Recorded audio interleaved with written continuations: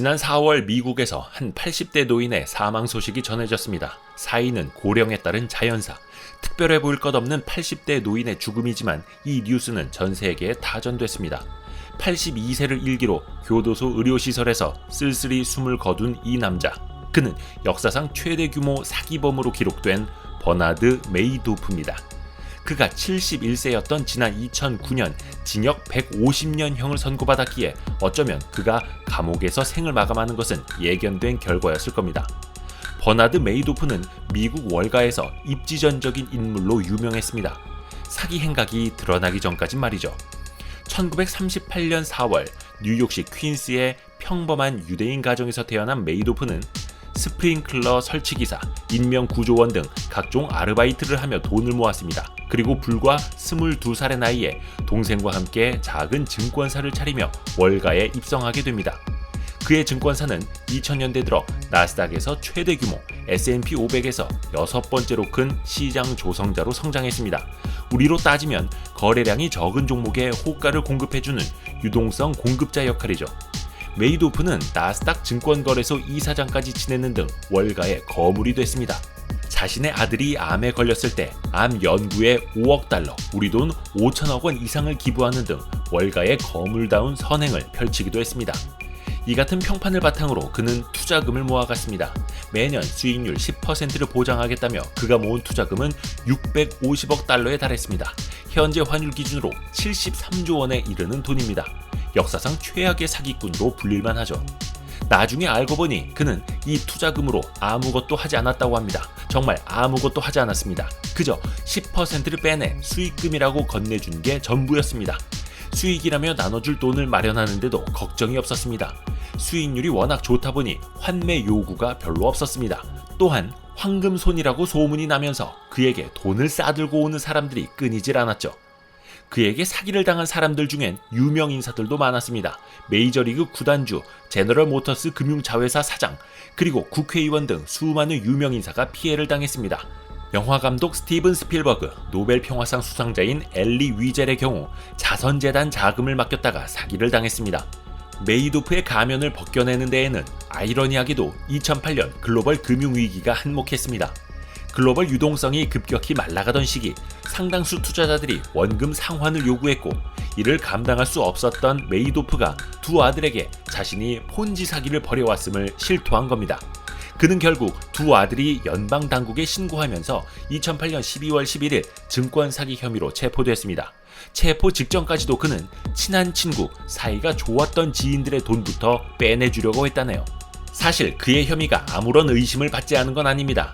헨리 마쿠폴로스라는 금융사기 수사관은 지난 2000년, 2001년 그리고 2005년 등 수차례에 걸쳐 미국 증권거래위원회에 메이도프의 금융사기를 제보했습니다. 각종 증거 자료까지 제시했지만 그때마다 당국은 제보자를 무시하고 지나갔다고 합니다. 훗날 마코폴로스는 아무도 들으려 하지 않는다라는 책을 출간하고 그가 10년에 걸쳐 조사한 내용을 공개하고 금융당국의 안일한 대응을 꼬집었습니다. 메이도프의 악행은 그 가족의 비극으로 이어졌습니다. 장남인 마크 메이도프는 아버지가 체포된 지 정확히 2년이 지난 2010년 12월 11일 자살을 택했습니다. 당시 마크는 부인이 잠시 외출한 사이 2살 배기 아들을 거실에 두고 방에서 극단적인 선택을 했다고 합니다. 둘째 아들인 피터 메이도프는 2014년 9월 암으로 사망했습니다. 메이도프의 오른팔이자 재무 책임자였던 프랭크 디 파스칼 리는 최대 125년형을 선고받은 가운데 2015년 5월 폐암으로 사망했습니다. 폰지 스킴, 폰지 사기는 간단합니다. 신규 투자자의 돈으로 기존 투자자에게 수익금을 내주는 방식이죠. 피라미드식 다단계 사기 수법이기 때문에 뒷사람들의 돈만 꾸준히 들어온다면 앞사람들에게 의심을 살 일이 거의 없습니다. 금융위기 때처럼 유동성 위기가 닥치기 전까지는 누구나 파티를 즐기니까요. 메이도프가 스스로 밝히기를 자신의 폰지 사기는 1990년대 초에 시작됐다고 하네요. 미국 검찰은 그의 사기가 1980년대에 시작됐을 수도 있다고 밝혔습니다. 어쩌면 1960년대부터 시작됐을 거라는 추측도 나옵니다. 메이도프와 40년 이상 함께 일한 한 여직원은 수사관들에게 자신이 2008년에 했던 것과 똑같은 일을 40여 년 전 입사했을 때부터 해왔다고 말했다고 하네요. 폰지 사기는 변하지 않는 높은 수익률을 약속하며 사람들을 꿰어냅니다.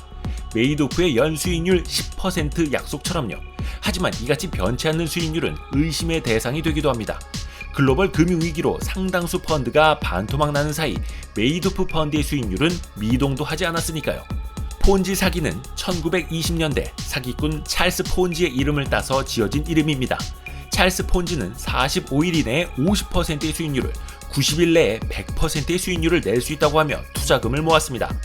고금리 시절이긴 했지만 이 같은 확정적인 수익률을 약속하며 모은 투자금이 2천만 달러에 달했다고 하네요.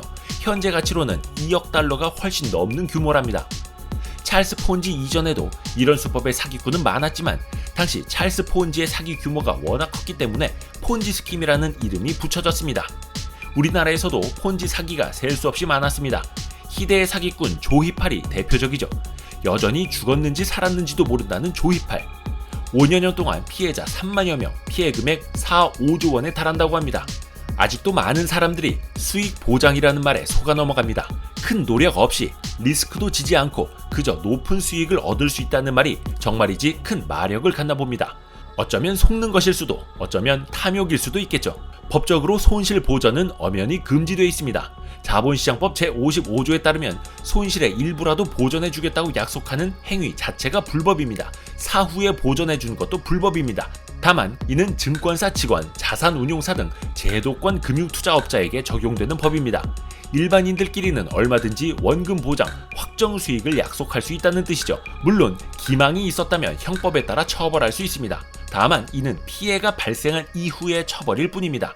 또한 우리나라에서는 조 단위의 사기를 벌여도 징역 10여 년에 불과한 게 현실입니다. 2조 원대 역대급 사기 사건을 벌인 주수도 전 제이유그룹 회장이 지난 2007년 선고받은 형량은 12년 정도였습니다. 그는 최악의 주가 조작 사건인 루보 사태의 장본인이기도 합니다.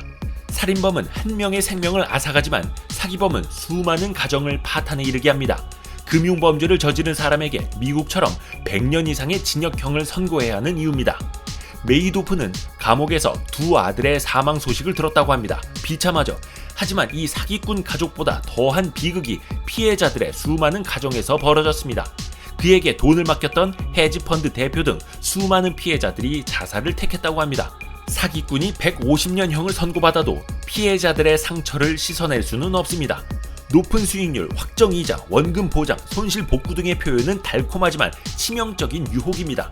어쩌면 큰 노력 없이, 리스크 없이 높은 수익을 거두고자 하는 인간의 탐욕 위에 핀 죽음에 꽂힐 수도 있습니다.